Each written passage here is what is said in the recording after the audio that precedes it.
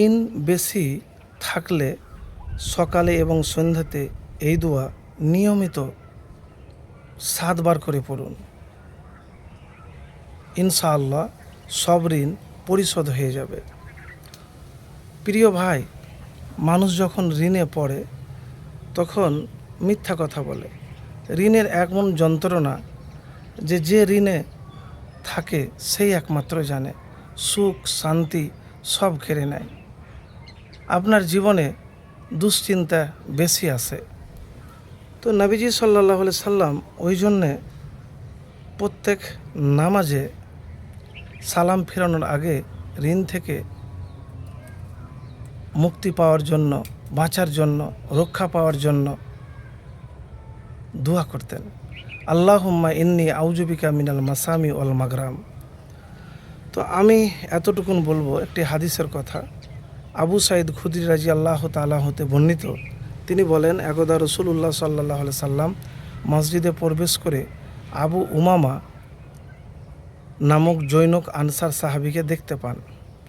তিনি নবীজি সাল্লাল্লাহু আলাইহি সাল্লাম তাকে জিজ্ঞেস করলেন, আবু উমামা, আমি তোমাকে নামাজের সময় ব্যতীত মসজিদে উপবিষ্ট কেন দেখেছি?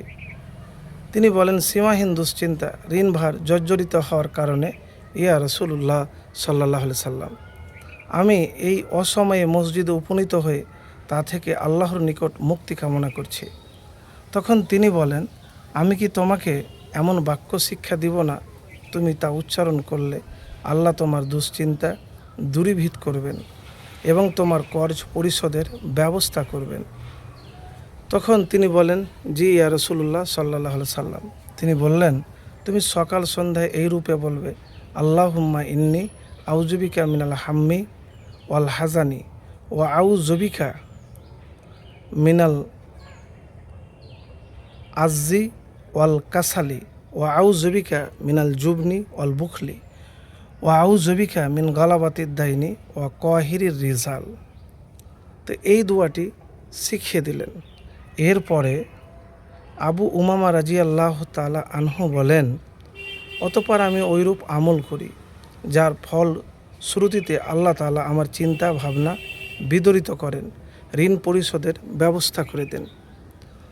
তো দুশ্চিন্তা থেকে মুক্তি পাওয়ার জন্য এই দোয়াটি অবশ্যই পড়বেন।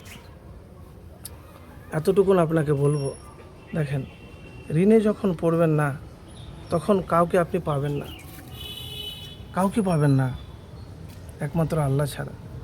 আপনি যে কোনো বিপদে পড়বেন, ঋণটাও তো একটা বড় বিপদ। তো ঋণ থেকে মুক্তি পাওয়ার জন্য মানুষ ছটফট করে, কিন্তু কি করবে?